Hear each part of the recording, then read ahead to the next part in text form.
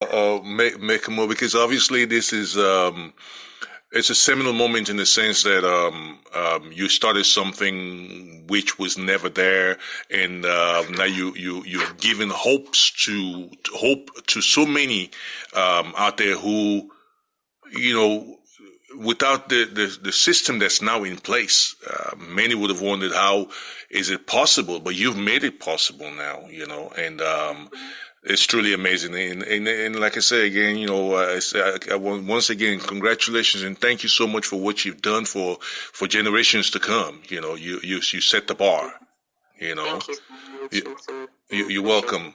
You're welcome. And now, no, also on the personal side, you're very accomplished. You academically, you just got your PhD too, right, Dr. Adigun, right?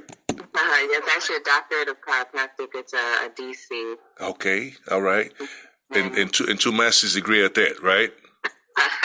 Oh my God, you are a go-getter for sure. You're a go-getter. You're an inspiration, true inspiration, because one of the biggest issues across Africa. And I know last week I talked to Mary Onyali. I know you know Mary, one of the pioneers, women sports pioneers from Nigeria. Yeah, and one of the issues. Hmm? No, I'm sorry. Not saying I call her Auntie Mary. Auntie Mary. Oh, okay, all right. One of the things that she talked about passionately that I also really, you know, harp on is this issue of combining education in sports, because a lot of times across Africa, you know, a lot of people are given false hopes, you know, on unrealistic dreams, to say, you know, with just sports you can be, you know, this famous person and become rich, and then, oh, you don't need no education. But you know, but we find out, and we'll find out over time, that many have suffered because of that poor perception about life. Now I know which the Bobsled Federation and what you guys have now. I know you also will be seeking to emphasize the need for people to stay in school, right? Absolutely. Yes. And so what would your advice be to the younger generation out there that's trying to get into not just the federation, but in sports in general? Yeah, you know, the big thing I think is that people need to understand that yes, being a sportsman is good and it's important, but the actual action of being an athlete, it only lasts for so long. The mentality of being an athlete can last forever. But that athletic mentality doesn't only have to be applied to the physical action of being athletic. It can also be applied to the workforce. Like that athlete's mentality is very motivated, very self-driven, very determined, very competitive, very passionate, hardworking. You know, these are all characteristics and values that apply not just on your respective pitch or your respective court or respective field, but it also applies to life in your career and what it is that you want to do to create your livelihood. And so I like to be able to share those things and go speak to kids at schools and make sure that I'm very transparent when it comes to how important it is to be educated. I know I'm a little bit of an excessive education seeker as an individual, but that's just because I enjoy the idea of seeking knowledge. And I think that's the big thing that I try to encourage other athletes to understand, is that just as you have to seek knowledge in order to become a better athletic individual, the athlete in you can continue to seek knowledge to become a better person. And that means that you have to be able to focus on your education as well, or your livelihood and your career, because seeking knowledge is very important in life. Okay, that's really important. It's very critical that people understand that, and thank you for that wonderful advice to our listeners out there, the audience out there who, especially the younger generation who are trying to take up after you guys. Definitely, this is something that we'll be revisiting because now you're part of you've always been part of the sporting life, but now that you are leading a federation out there, we will definitely want to know what the progress of things are, how things are panning out, and from now till 2022 in Beijing, we will be following you guys, and definitely I'll be calling on you every now and again, to get you on the show, so we can talk to our listeners out there, and the younger folks out there who want to suck up that knowledge from you, that get the inspiration from you. But I want to thank you very much, Sean, for coming on. Thank you so much for having me. I really, really enjoyed myself, and I appreciate it. You're very welcome. You're very welcome.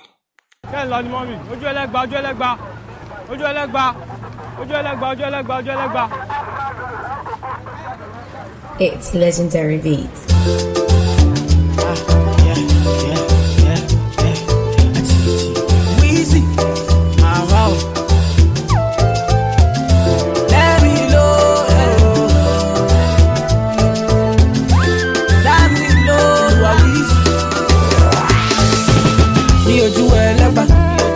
They know my story.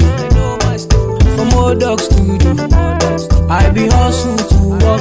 Hey, do a legba, me and Siri. From old dog studio, we been hustle. African Sports Monthly magazine is Africa's first ever and only comprehensive sports magazine covering all sports disciplines across the length and breadth of the continent.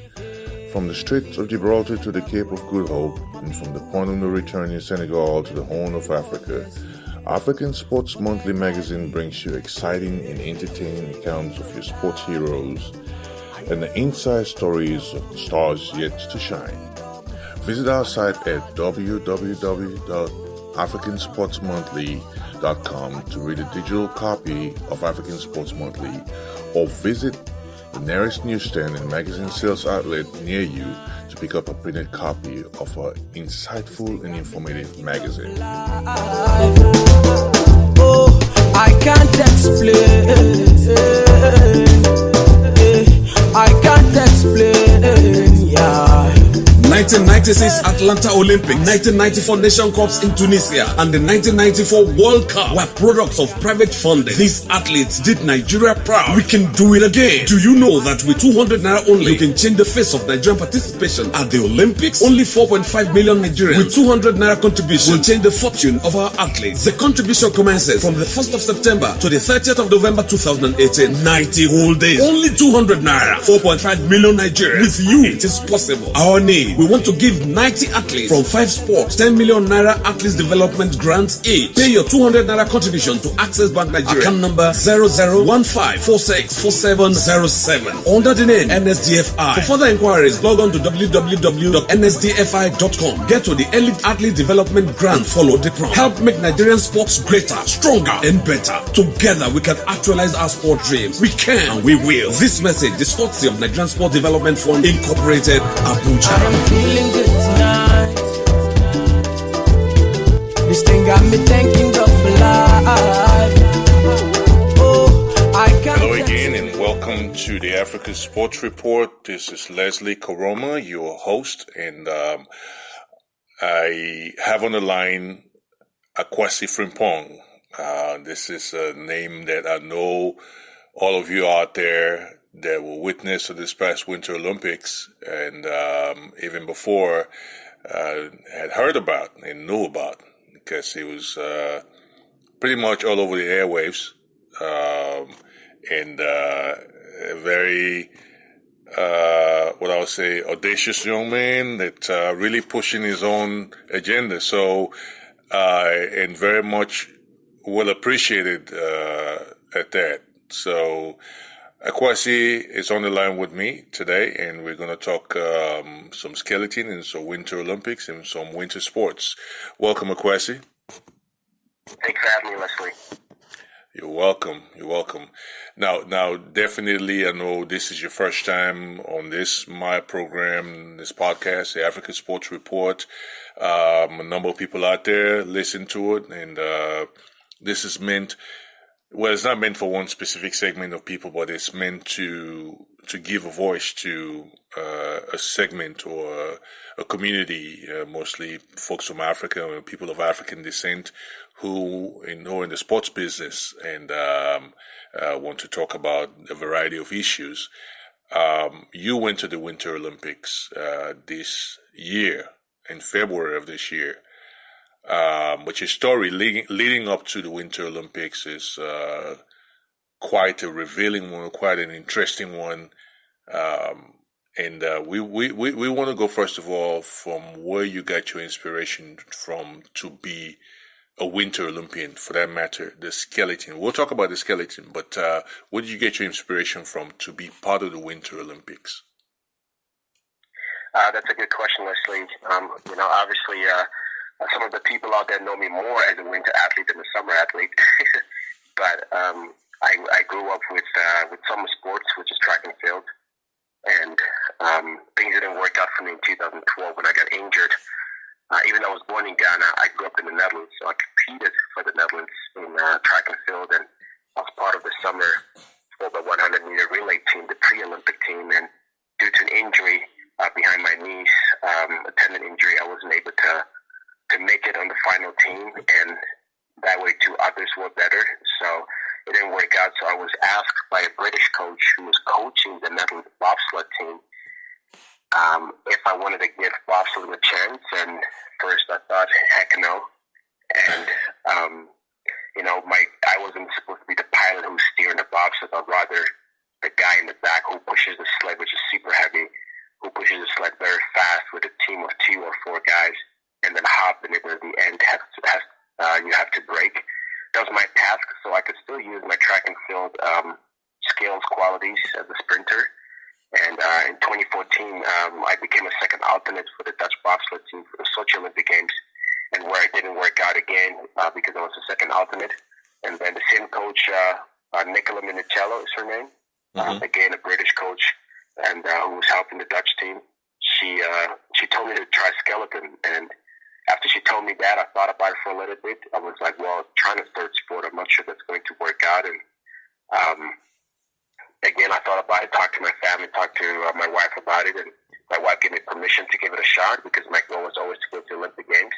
And she had told me that the same thing, that the first 50 meters, you have to push that sled, which weighs quite a bit. You have to push it really fast, so you need good sprinters to be able to do that.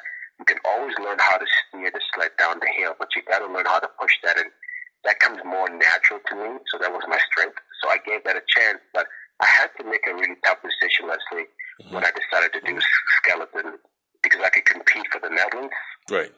Or I could go and compete for Ghana, and I guess we're going to get more into that, but I chose to compete for Ghana. And to lead into this story, talking about motivation, what inspired me is that I was 31 back then, and I realized that I had done nothing back to the country where I was born, which is Ghana. I was born in Ghana, but I grew up in Europe. I got a scholarship to study in the U.S. as a sprinter. So I was always, giving back to the community where I lived and where I was raised. But I realized that I had not done anything back for the country where I was born. And being 31 years old, I really wanted to do something back. So for me, there was an opportunity to come out of my comfort zone, do something that has never been done before, totally different. And by doing that, proving and showing the kids in Ghana and in Africa that you can come out of your comfort zone, you can become whoever you want to be. If you have a dream, if you have a goal, you don't have to be a skeleton winter athlete, but you may want to be a lawyer, you want to become a soccer player, you want to become a baseball player, you want to become a teacher, whatever you have in mind, come out of your comfort zone that everything is possible. So I had to be a little bit guinea pig. Okay, all right. Yeah, that's interesting as a preface to what we were talking about. And one of the key things, obviously, for a lot of Africans, a lot of people living on the continent, is why even bother with the Winter Olympics, because that's something that most of them will look at and say except for what you guys have done now. I was talking to Ms. Seun Adigun, the captain for the Nigerian bobsled team earlier. Say for what you guys have done to raise the profile of the sport. But before then, most folks would really just snicker at the idea, like Winter Olympics. What's that about? Winter Olympics in